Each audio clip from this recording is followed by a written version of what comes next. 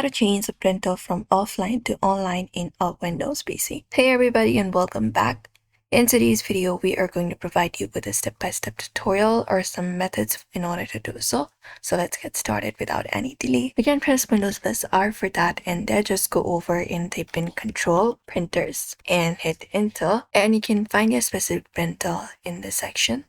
Once you find it up, you can look out for the option called See What is Printing.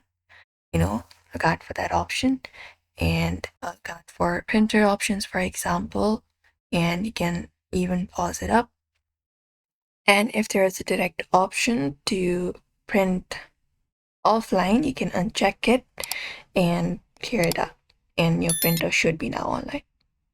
If you want to check your printer status and restart, what you can do is make sure that your printer is turned on and connected through a USB or a network, and you can restart your printer. And in your control panel, open up your control panel.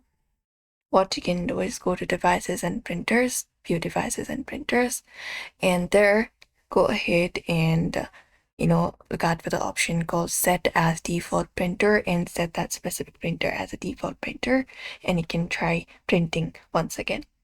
That should also do it. Also, you can restart your Print Spooler service. Go over, press Windows plus R, and just go over and type in services.msc. Hit Enter. After that, find your Print Spooler.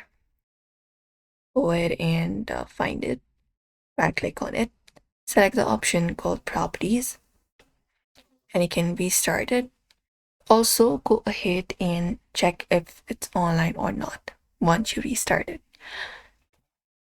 And also reconnect your network printer once you do so, but you can just go and follow out this method. You can try using a different port or cable. And that's it, everybody. We hope this video was helpful to you. Give this video a like and subscribe for more.